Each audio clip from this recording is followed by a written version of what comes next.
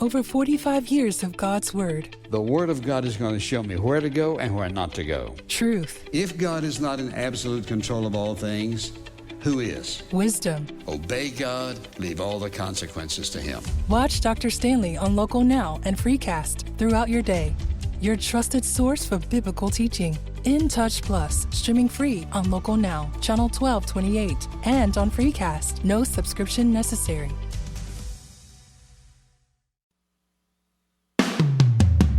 Today on Something You Should Know, how many married couples would you guess sleep in separate beds? I bet you guessed wrong. Then, understanding the fear and anxiety of everyday life. The example I use usually is that if someone is pointing a gun at you, the experience you have is fear. But if somebody tells you there is a gunman on the loose in your neighborhood, the feeling you have is anxiety. You don't know exactly what you're afraid of. The object of fear is not right there. Here you worry about a lot of things that may go wrong. Also, why organic cookies taste better than regular cookies even when they don't. And how do dangerous chemicals end up in our products and our environment? So you develop a new chemical to make a jacket waterproof, or you develop a new chemical to use as a lubricant or a solvent, and you can just put it out on the marketplace. And then it takes decades after scientists show a problem to get it off the market. All this today on Something You Should Know. So let me talk about Prize Picks. It's a lot of fun. Prize Picks is the largest independently owned daily fantasy sports platform in North America. Now, if you try it, you too will find out that it is the easiest and most exciting way to play daily fantasy sports. Now, you're not playing against other people. It's just you against the numbers. What you do is you pick more than or less than on 2 to 6 player stat projections, and then you watch the winnings roll in. Now, if you like football, you can test your skills on Prize Picks this season and maybe turn $10 into $250 with just a few taps. Prize Picks is so simple to play. I can make my picks and submit my entry in less than a minute, and it's so much fun. Now, you can make entries in just about any sport you can imagine.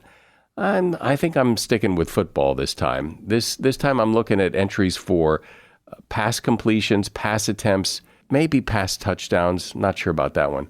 But I want you to try it. Go to prizepicks.com/SYSK and use code SYSK for a first deposit match up to $100. Now, you have to be present in certain states. Visit prizepicks.com for restrictions and details. Go to prizepicks.com/SYSK and use code SYSK for a first deposit match up to $100. Something you should know. Fascinating intel, the world's top experts, and practical advice you can use in your life. Today, Something You Should Know with Mike Carruthers. Boy, this is surprising. Hi, welcome to Something You Should Know. Would you believe it if I told you that 25% of couples in the U.S. sleep in separate beds? According to research, sleeping separately does improve sleep quality and reduce stress, but sleeping together results in healthier and happier relationships. Snoring and conflicting sleep-wake schedules were the main reasons for sleeping apart, but interestingly, in the late 1800s, sleeping in separate beds was quite common and often recommended.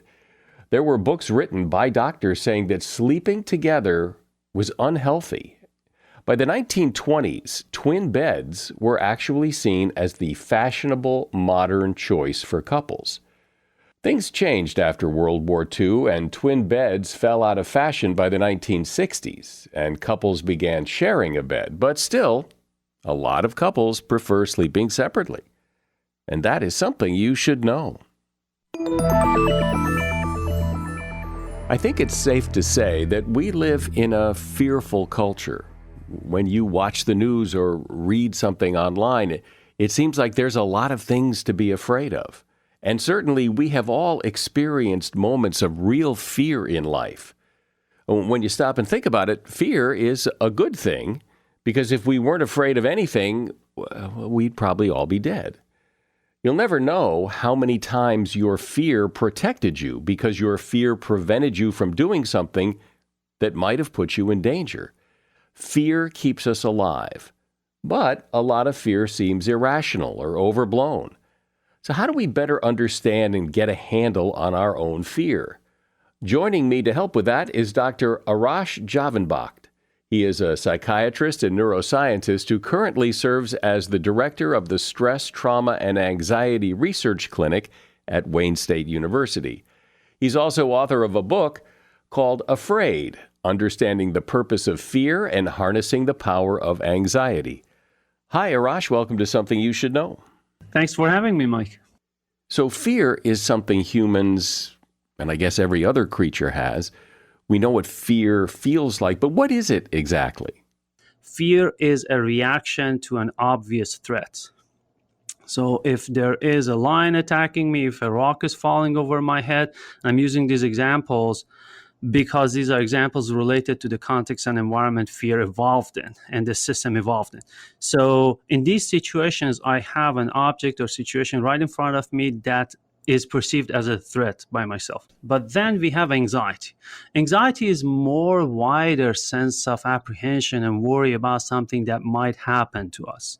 The example I use usually is that if someone is pointing a gun at you, the experience you have is fear.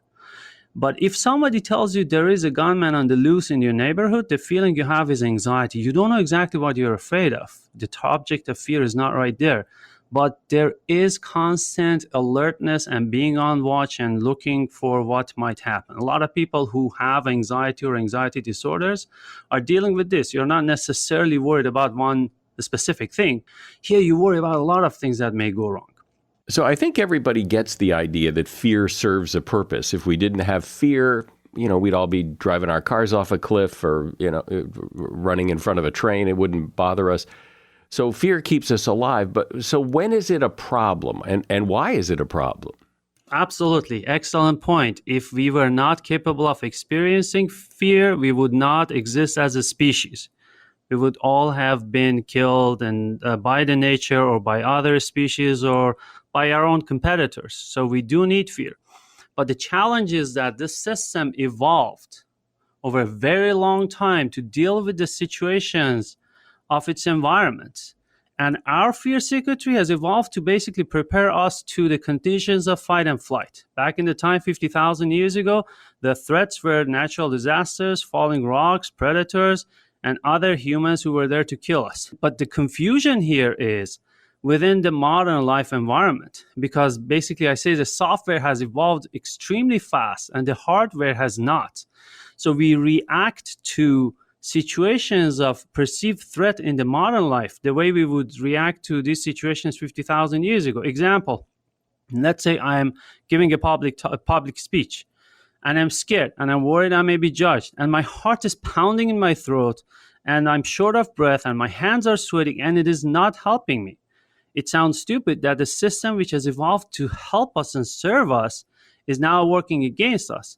But if we put it in the evolutionary perspective and context, it's less confusing. So 50,000 years ago, if I'm among my tribe mates and they don't like me, chances are high in a matter of minutes, one of us are dead or I'm exiled or seriously injured. So I need that fight and flight system to work. And that's the feeling we feel inside of our chest and inside of our guts and stomach. Well, it does seem, I think anybody who would look back at the things that they have been afraid of or felt fear about or anxiety about in the last 6 months probably was unnecessary, that whatever it was never happened. It wasn't a threat. It was just a perceived threat in your head.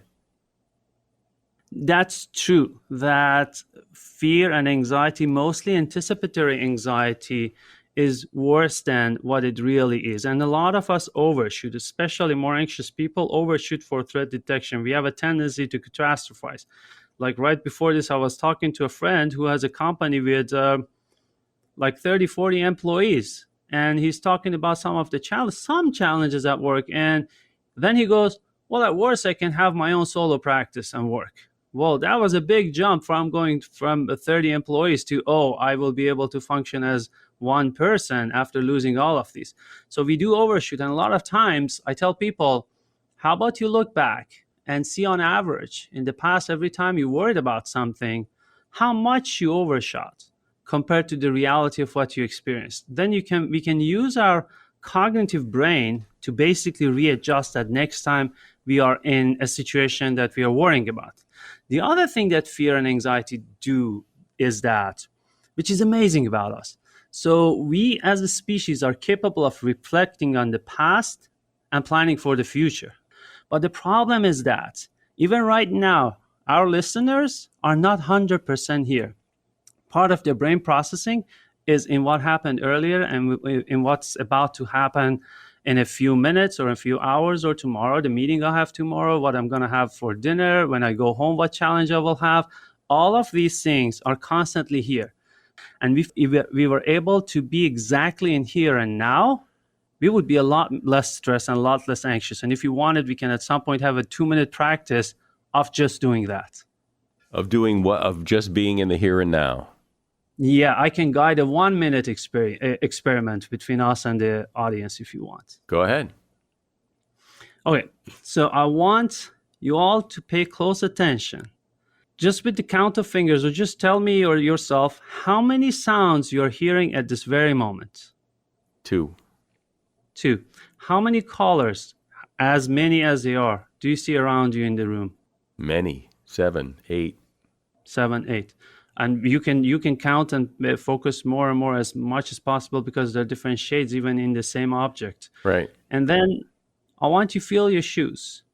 Feel exactly every inch of the shoe. There are parts that the foot is touching the shoe. There are parts that are not touching. There are parts which are less comfortable. There are parts which are more comfortable. Same you can do with your sleeves, like sleeves of the shirt. People can feel every single inch of it. So during this time, could I confidently say you were thinking less about past and the future? Absolutely. I was thinking about what you told me to think about. This is exactly mindfulness. What I mean, to a lot of people, mindfulness is being with some candle and some weird music in the basement. But this is mindfulness. This is one of the ways we use and we can use, which is very against what's happening these days, because these days you're constantly not here. You're on your phone, you're on Instagram, you're on Facebook, 200 different contradicting and different subjects. In a matter of seconds, you're just scrolling down and up. But then with these experiences, we use our senses to come back to here and now, which is oftentimes the safest moment. And when we are not in there and then, which is just imaginations, life is a lot easier and less scary. Is that beneficial, though, only for the few minutes I'm counting colors and feeling my shoes, or does that have any kind of residual effect? Excellent question. So it's a practice. The same way we build muscles in the arms and in the body with going to the gym, this kind of practice basically gradually teaches us to be here and now. And the more and the longer we will basically be able to do it longer and more. And gradually, first of all, it's a respite. If I can, and that's a lot of activities we do that recharge our brains, right? I go to the gym, and I do go to a boxing gym. I hit the bag, not the people. During that 1 hour that I'm hitting the bag, I'm just right there because I cannot think about something else. And it's very refreshing. So mindfulness, any mindful activity in that sense, could basically be a reset for the mind. Basically takes us away for a second from all the worries and troubles and problems we are thinking about or we have made for ourselves in our minds. But then also, when we do more and more and more and more and more of this, in the midst of the anxious moments and difficult situations, it's easier for us to come back to here and now. So it's a practice that we do to basically reset the system and be able to come to here, which is the only real moment in our life. We're talking about fear and anxiety in everyday life, and we'll be talking about bravery, too, in just a few moments. My guest is Dr. Arash Javanbakht. He is a psychiatrist and author of the book Afraid, Understanding the Purpose of Fear and Harnessing the Power of Anxiety. Over 45 years of God's Word. The Word of God is going to show me where to go and where not to go. Truth. If God is not in absolute control of all things, who is? Wisdom. Obey God, leave all the consequences to Him. Watch In Touch Plus on Local Now and Freecast throughout your day. Only God can make promises that nothing can alter. Featuring the teachings of Dr. Charles Stanley and others, such as the Met Church, Shepherd Church, PowerPoint Ministries, Harvest Church, Pathway to Victory, Union Church, and Joyce Meyer Ministries. Your trusted source for biblical teaching. In Touch Plus, streaming free on Local Now, Channel 1228, and on Freecast. No subscription necessary. US Cellular is introducing Us Mode. It's like airplane mode, but for people. It's a way to set up your phone so it doesn't get in the way of people really being with each other. Block distractions and make way for real connection. Give it a try. Visit US Cellular in-store or online, and they'll help you set your phone to Us Mode free, even if you're not a customer. Built for superior 5G connection and real human connection. US Cellular, built for us. Find out more at uscellular.com/findus. So, Arash, I've always been fascinated by this idea, and I understand why. But whenever there's something in the future that you're worried about, it's almost impossible to imagine it turning out well. It's always in the negative. It's like, what if this goes wrong? Nobody ever sits around and thinks, what if this goes right? And I get why, and we're wired that way, but wouldn't it be nice if we could say, this is going to be a piece of cake. This is going to be great. This is going to be the greatest thing that ever happened. That will be very good. That would be even better if we were able to have an objective assessment of the threat. But think about it. Why do we worry even about jinxing things, right? You're like, oh, don't say all those good things about it. Even if you're not superstitious, you still have some worry in the back of your mind about it. And there is this other part. Oh, if I set myself for a lower level of expectations, so if bad things happen, then I'm prepared for them. It's as if there's somebody in my head who is sitting there as a very harsh judge that if I fail, I should be so prepared to explain to them why I failed. There's also something about fear, though, that intrigue us. We like movies that scare us. We like books that scare us. We almost go after it. We almost pull it in, because there's something about it. Maybe it just feels good when it goes away after. I don't know. But what is that? The same way our body needs to be active, we go to the gym, right? Because this body was designed not for sitting at the desk all day long. It was designed for other activities. We go to the gym and prepare it, and we feel a lot better. I think our fear system also needs some good, healthy exercise. We need some real fears. And the first time I thought of this was when I had my own experience of fear, big fear. I was afraid of heights, and I, not thinking well about it, signed up for a mule ride down the Grand Canyon. So I'm sitting on the mule next to this flat wall going down so deep and terrified. Of course, those few hours of ride down to the bottom of the canyon was basically helpful in overcome. Basically, was exposure therapy for my fear of heights, and I ended up being able to even do roles in a fighter jet. But the cool experience was after that, for a few days, I did not feel anxious. I felt so calm.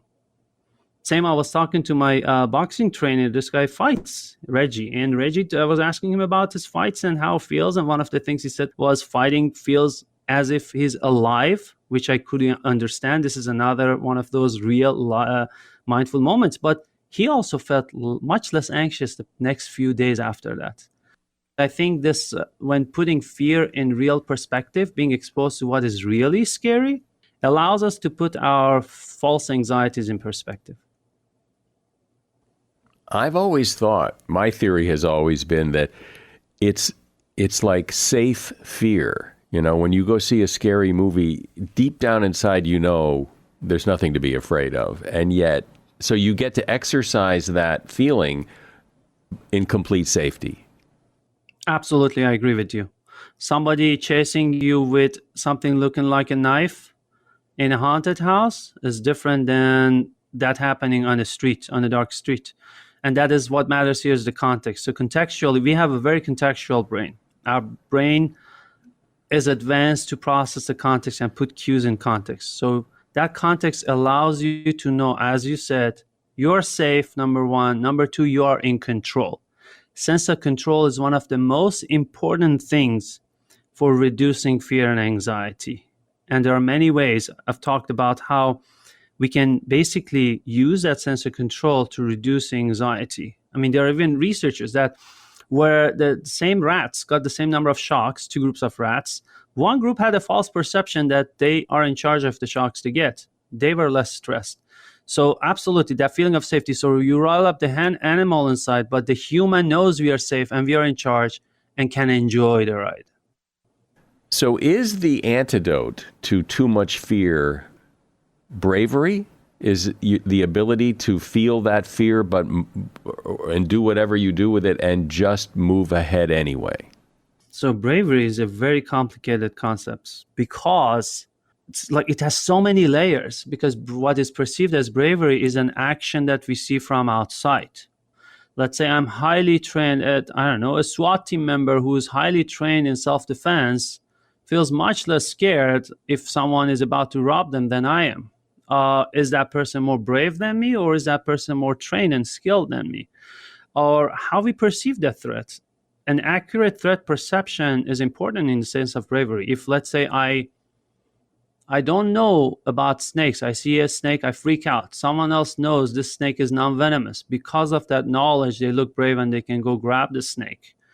But it could also be stupidity. Someone may have a very unrealistic perception of threat, and they act somehow that looks brave. But there's a point to what you mentioned. We say fear and anxiety a lot of times is there. I mean, sometimes we cannot even eradicate it. We have a lot of advancements in our treatments, and whether it's medications, therapies, technologies, we're using some advanced augmented reality technologies for that, and they help a lot. But sometimes at the end of the day, you cannot totally eradicate fear and anxiety, but you want the person to get to the point that they're able to perform and function ideally despite in the face of the fear and anxiety. I mean, for a lot of people with anxiety disorders and illnesses, that's one part to learn through skills and coping skills and other abilities. But this is a fact of a life of people who are highly performing. I know someone who goes, a very famous actor, actress, or singer who goes on the stage, or the high-performing athletes. They always have to deal with their anxieties and fears and still perform fully ideally. And that actually is what determines a better professional from the professional which is less successful. Very often people who are perceived as brave said, I had no choice. It was the right thing to do. And, if I'm holding my own child and someone tries to grab him at gunpoint, I'm going to do things that people would perceive brave. I had no choice. What else was I going to do? Maybe it was brave, but it wasn't like there was another option. You do what you have to do. And bravery is something other people say about you more than what you say, oh, I was so brave. I work with first responders a lot. What you said just reminded me of a story. I had a cop whose partner was shot in front of her. And it's just the two of them. And the gunman is coming towards them and shooting. And she's sitting there putting her hand on her partner's neck that is bleeding to help him survive. And that was a question I asked her. I was like, you didn't worry about your own life at that moment. She exactly gave me the answer you just said. I had no other choice. I did not think, and I could not think of any other action at that time. Is there something, and there may be no answer to this, but is there something like the next time I'm in one of those places where I'm really afraid, I have fear, that I can do in the moment, like a first aid thing to turn the volume down on the fear? Yes.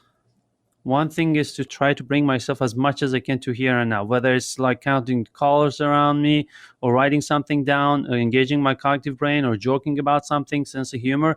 Bring me here, because being there in the la la land of fear and anxiety Number one, it makes it worse. Number two, it's not going to help. It reduces my ability to deal with the situation. Even seeking help from others from outside can give you perspectives that can basically, both from a biological standpoint and a cognitive standpoint, other humans are able to soothe each other. So we can use these resources. Yeah, well, I've always believed that fear grows exponentially in a vacuum, but when you get other people involved and talk about your fear with other people, they can help you put a better perspective on it. I've been speaking with Dr. Arash Javanbakht. He is a psychiatrist and neuroscientist. He is author of the book Afraid: Understanding the Purpose of Fear and Harnessing the Power of Anxiety. And there's a link to that book in the show notes. Thanks, Arash. This was really interesting. Appreciate it. Thank you so much. It was an engaging conversation. You asked very thoughtful questions, and I really enjoyed it.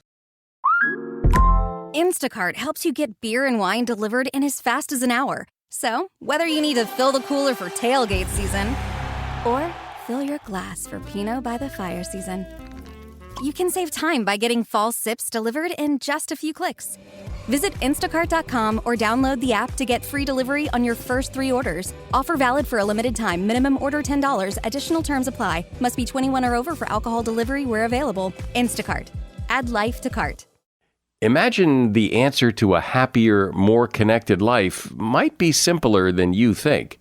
That's according to Maria Fiella. She's the author of a book called Growing Joy, and she hosts a podcast called Growing Joy with Plants. She says that learning to care for houseplants and gardens do more than beautify your home and lawn. The act of caring for them actually helps reduce stress, increase joy, and cultivate connections.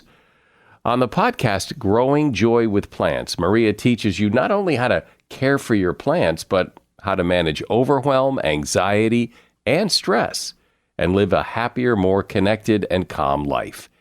If you've enjoyed our podcast topics like small ways to significantly improve your health or how food affects human evolution, I think you're going to enjoy listening to Growing Joy with Plants and learning things like the 7 steps to having healthier plants that continue to thrive inside all winter long, the morning routine that starts with plants and not your phone, and step-by-step guides to growing foods like tomatoes, herbs, and garlic for a more self-sustainable diet. Listen to Growing Joy with Plants on Tuesdays wherever you get your podcasts. I think it's safe to say that when you hear the word chemicals, it probably doesn't make you feel all warm and fuzzy. That word has a reputation. Chemicals are bad, seems to be the general consensus. But the fact is, chemicals are a big part of life on Earth. They're not all bad, but certainly some are. And having a better understanding of what chemicals are, what they do, can really help people feel better about them and get a sense of which ones to avoid and which ones not to worry so much about.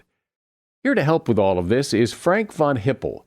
He is a professor of ecotoxicology at Northern Arizona University and author of the book, The Chemical Age: How Chemistry Fought Famine and Disease, Killed Millions, and Changed Our Relationship with the Earth. Hey, Frank, welcome to Something You Should Know. Thank you, Mike. I really appreciate it. So it seems like chemistry, that's like the definition of a two-edged sword. Chemistry can be good and helpful, and it can be bad and dangerous. So first, the good. What is chemistry good at? Well, chemistry has been used to solve major problems now for a few centuries. So one way to think about it is to prevent famines. You can use chemistry to kill plant pathogens like what destroyed the potatoes in Ireland. You can use chemicals to destroy the vectors of disease like mosquitoes and body louse to prevent pandemics. But people also use these same types of chemicals to make chemical weapons. So there's been a lot of interplay between chemistry development for good, fighting famine and disease, and for evil, fighting people. Well, I guess there's always going to be that. It's like, you can use your powers for good or evil, and the same can apply to chemicals. Yeah, that's right. And one of the interesting things about the history of chemistry is it's often the same people doing both. So Fritz Haber, for example, is considered the father of chemical weapons because he deployed chemical weapons successfully for the first time on the battlefield at the beginning of World War I. But he's also the man who was the first to fix atmospheric nitrogen to make fertilizers, which probably saved millions of lives in the 20th century. So you have all these interesting characters who were using chemistry for both good and bad.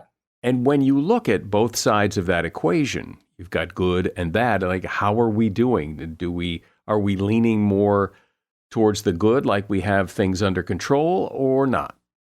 We really have things less under control. And the reason for that is the pace with which humanity is creating new chemicals far outstrips our ability to understand their effects on the environment or human health. So we now know there's something like 350,000 man-made chemicals that have been released into the environment. And we understand the toxicology really well for maybe 10,000 of those. So probably the amount of new chemicals produced every year equals our total understanding of what these chemicals do to us and the environment. So in that sense, it's getting worse, and we really haven't figured out as a species how to live sustainably with chemistry, though there are a lot of good ideas on that front. Well, there is in just kind of modern culture, it seems, when you talk about chemicals, there's a very negative connotation to that chemicals are bad somehow, that you should not, the fewer chemicals in your life, the better, which isn't necessarily true, right? And not all chemicals are bad. Not all chemicals will kill you. Some of them just occur in nature, and chemicals have gotten a bad rap, it seems. Yeah, I think you're right. I think a lot of people view it as a negative thing when we couldn't live without chemistry, but we also have to learn to live sustainably with chemistry. So I think the agricultural sector provides a good example of this, because the chemicals that we've used to kill the pests of agriculture have gotten a lot safer, but we also use far more of them than we need to. And so we haven't really found that balance yet between what we need to do to use chemistry in a good way while avoiding the pitfalls of chemistry. Well, one of the things I think, a very specific example of where people get confused about chemicals is, we hear that chemicals are used in agriculture and there's pesticides on our food, and that you should buy organic, some people say, because then you'll get fewer pesticides. Is that true? Do you eat organic? Yeah, so it's definitely healthier to eat organic food. It's better for you and it's better for the environment. But most of us can't afford to only buy organic because it's more expensive. And so typically what works best would be to allocate your budget to get organic foods where the pesticide residues are the highest. And you can look this up. There are groups like the Environmental Working Group that have they have apps for your phone. They have documents online that will show you what the pesticide residues are for different foods. You might decide, okay, I'm going to buy organic strawberries because the pesticide levels are high in those, but I'm not going to buy organic potatoes or whatever it might be. So just being able to make those informed decisions helps a lot. And one of the things that I really like about thinking about pollution and thinking about chemicals is it's one of the major planetary issues that we can personally make a big difference on, because what we decide to do, what we decide to use in our homes and our gardens, that can make a difference to our own health, the health of our neighbors, and local wildlife. Whereas with many of the other problems like climate change, it can feel like, what could I do as a person that would make any difference? So with pollution, you can personally make a big difference. But when you say that, it's healthier to eat organic in some cases, because there have been studies to prove it, because it seems there's also studies that say that it really doesn't make much difference in terms of in terms of your health, in terms of your longevity, whether you do or don't. So when people use the word it's healthier, by what standard?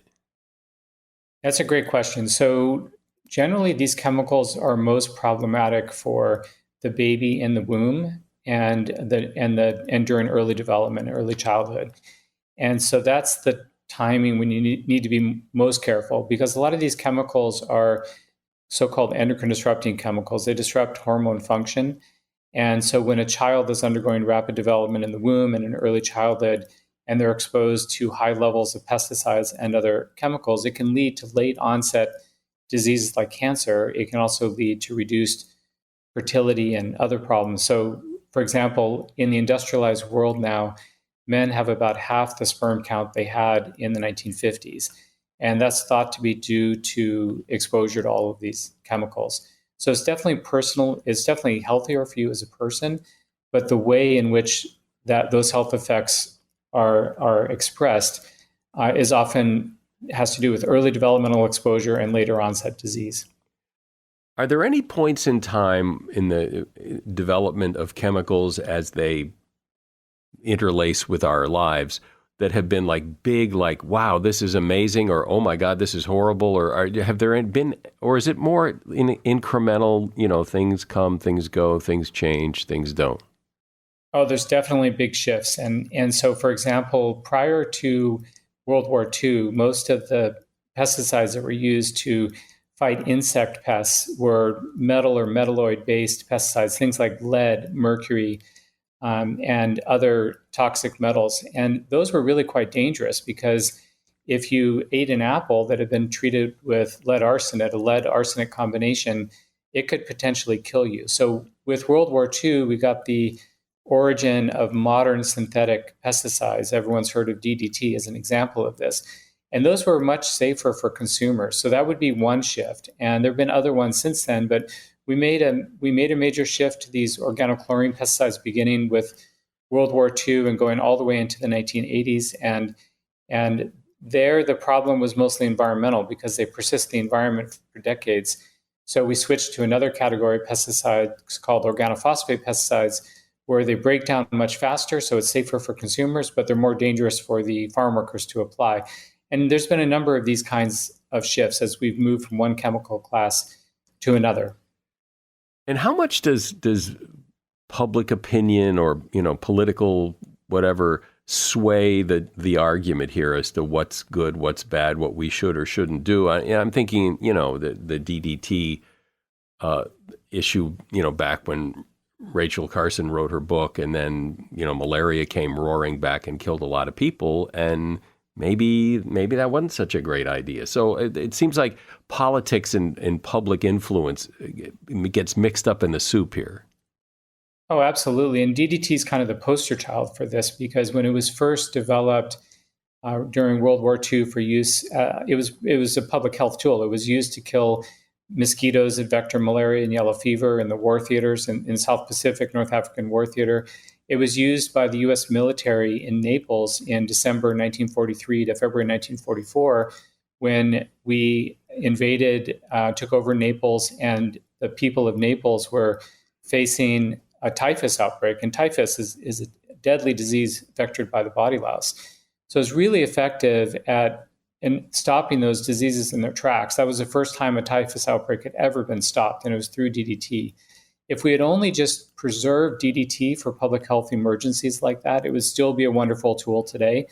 But it's human nature not to do that. And so as soon as the war was over, we started using it in everything, in wallpaper for the nursery, in our paints, in our homes, in theater, so you wouldn't have to be bothered by flies when you're watching a concert, in airplanes, just overused everywhere. And because it was used so much, the pest quickly evolved resistance to it, so it became ineffective. So that's kind of a good theme to the whole story of chemistry, because these chemicals like DDT can be wonderful tools, but not when they're overused. Well, and talk about that idea of no matter what chemicals you use, whatever you're trying to get rid of can develop resistance to it, and over time, we hear about that with antibiotics and other things that it's a moving picture. It's not a static, we solved this problem. That's exactly right. The antibiotic story is a great parallel for this because it works the same way with pesticides. So with DDT, for example, once it went into heavy use in the decade after World War II, all over the world, the insects that were targeted with it evolved resistance in 2 or 3 years, and then it was no longer very effective. It's like everything in life. You have a pesticide, you have a chemical that will do this, but there's likely side effects on the other side of the scale that, it's nothing is ever, it's like a medication, it'll help, but it may also cause this other problem. It's always a balance. That's exactly right. And in terms of the politics of it, we unfortunately have our politics pretty much backwards on chemicals policy, because if you wanted to develop a new drug, and it's the Mike Carruthers new medicine for whatever disease, you would have to go through clinical trials to prove that that drug is safe and efficacious. But that's not the way it works with chemicals. So companies can introduce new chemicals to the market, and then we as consumers have to prove they're unsafe to get them off the market. And if we just reversed it and made it the same as drug development, then we could have a much more sustainable process where we're not constantly overusing and polluting everything. I mean, I think most people are now familiar with PFAS chemicals polluting our water supplies all over the country, and that's another example of the same problem. But wait, a company can just create or find and distribute a chemical and then wait until somebody says this is wrong? Or there must be some sort of approval process before you put out a new pesticide or something. Yeah, for pesticides, there is an approval process. And that approval process does not prevent dangerous pesticides from being used. They just have to show in a cost-benefit analysis that according to the current rules, this is worthwhile. But just as an example, down on the Arizona-Mexico border, on the U.S. side of the border, we use 240 different pesticides in year-round agriculture, and a quarter of those pesticides are considered hazardous in terms of being carcinogenic or disrupting development. So we have many of these that are quite dangerous that go on the market anyway, and it's known they're dangerous. But the bigger problem is that we have tens of thousands of new chemicals being developed for other purposes that don't have to go through any kind of safety testing at all. So you develop a new chemical to make a jacket waterproof, or you develop a new chemical to use as a lubricant or a solvent, and you can just put it out on the marketplace. And then it takes decades after scientists show a problem to get it off the market. That surprises me. Not that using it on a jacket. I mean, that seems pretty benign, but how it got to the point of being able to use it on the jacket without being stopped somewhere along the process and saying, wait, what is this? Wait, we can't be doing this.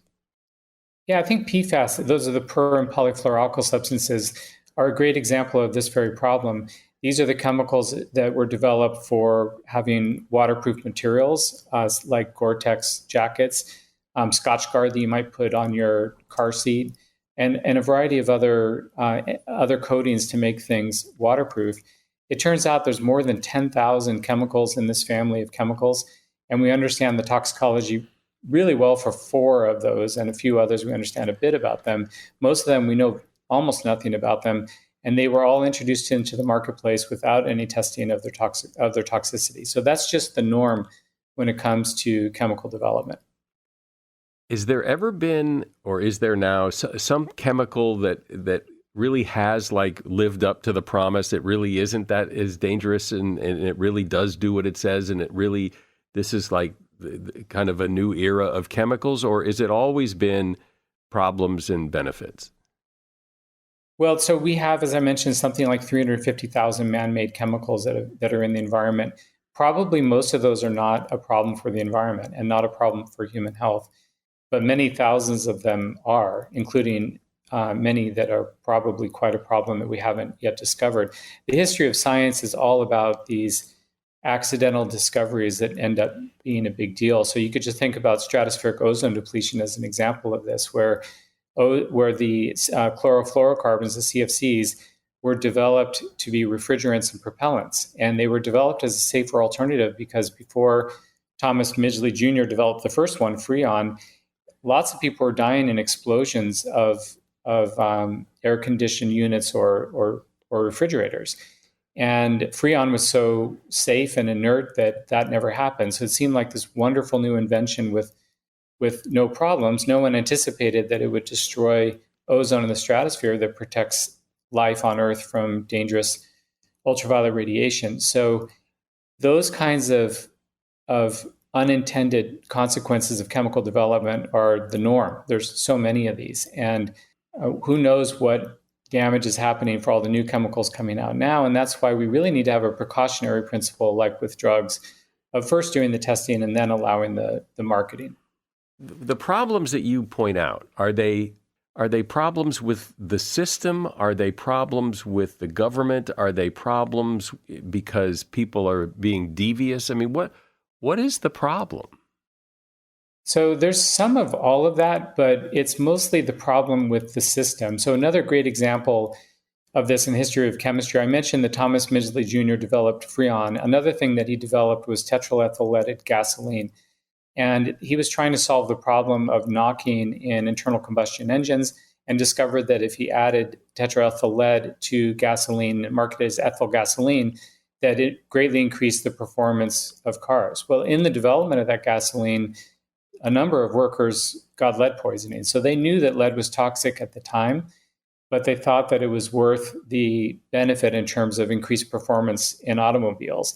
And so then we went through nearly it was about 70 years of use of leaded gasoline that created tremendous levels of lead pollution in the atmosphere. And lead, unfortunately, leads to irreversible declines in intelligence and cognition when children are exposed to it.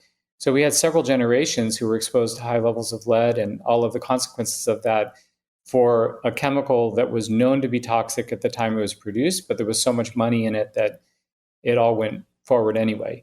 And so that's one side. But on the system side, it's also this having the chemicals policy be backwards is really the system level at which it's a problem. So all of those things occur, and whether it's the system or just profit motive, they all lead to unsustainable chemicals policy. Well, it's certainly an important topic and one that everyone really has a stake in because we're all exposed to chemicals everywhere we go, and it's good to get an understanding of what they are and what's going on.